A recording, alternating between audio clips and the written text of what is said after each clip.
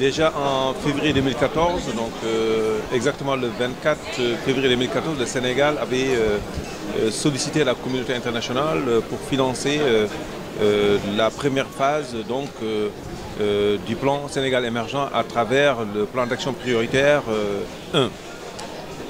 Depuis donc 5 ans, nous observons une éclaircie majeure sur l'économie sénégalaise tirée par la mise en œuvre des projets phares du plan Sénégal émergent sur la première phase qui consacre une économie dynamique qui est capable de créer de la richesse et des emplois au Sénégal. Son Excellence le Président de la République, M. Macky Sall, a présenté une copie propre, copie belle et crédible de la mise en œuvre du plan Sénégal émergent sur le premier plan d'action prioritaire. L'État du Sénégal, dans cette première phase, a consenti des efforts énormes dans l'investissement sur le plan des schémas de connectivité des infrastructures routières, autoroutières, aéroportuaires, portuaires et ferroviaires, ce qu'on a démontré ce matin, avec aussi le lancement de projets phares tels que le pôle urbain de Diamniadio, qui est en train de livrer ses projets de seconde génération et en train de prendre forme. Le Sénégal a aussi travaillé énormément dans la dynamique de mise en œuvre donc, de tous les filets sociaux qui aussi soutiennent le deuxième axe du PSE, à savoir l'inclusion sociale, le PUDC, le POUMOA. On a parlé aussi de la Bourse nationale de sécurité familiale. Nous avons aussi parlé de l'ADER, donc la délégation à l'entrepreneuriat rapide. Donc le Sénégal a lancé tous ces projets et la fin du financement du PAP 1 devait coïncider exactement avec la consolidation et la formulation du second plan d'action prioritaire. Ce second plan d'action prioritaire viendra maintenant consacrer l'implication significative du secteur privé dans l'accompagnement de l'émergence de notre pays.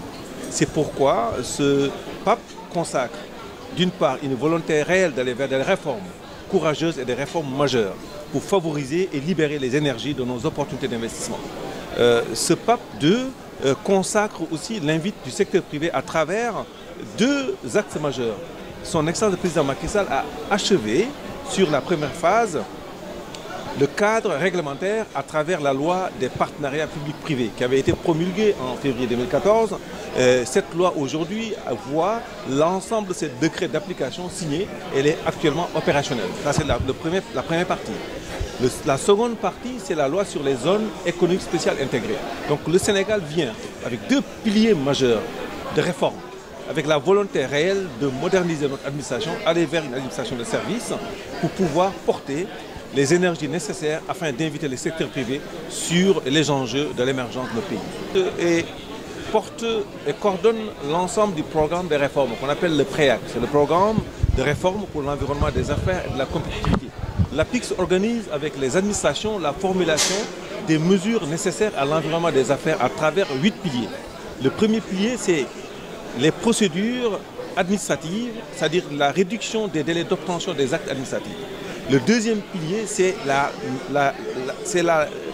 le foncier et l'accès au foncier. Le troisième pilier portera sur le financement, donc du secteur bancaire. Le quatrième pilier va porter sur les taxes et les incitations fiscales. Et le cinquième pilier portera sur les infrastructures. Et le sixième portera sur la formation professionnelle, c'est-à-dire l'adéquation des curricula de formation et les offres d'emploi. Le septième pilier portera sur la réduction des coûts des facteurs de production, à savoir l'énergie et le code du travail. Et enfin, le huitième pilier portera sur l'environnement juridique et judiciaire, avec la protection des investisseurs pour attirer davantage des investisseurs dans le jeu qui porte sur l'émergence de notre pays. Voilà le rôle de l'APIX et de l'ensemble des administrations qui accompagneront donc le PAP 2 dans sa formulation claire d'aller vers les réformes majeures et courageuses, d'inviter le secteur privé afin de libérer les énergies nécessaires à l'émergence de notre pays.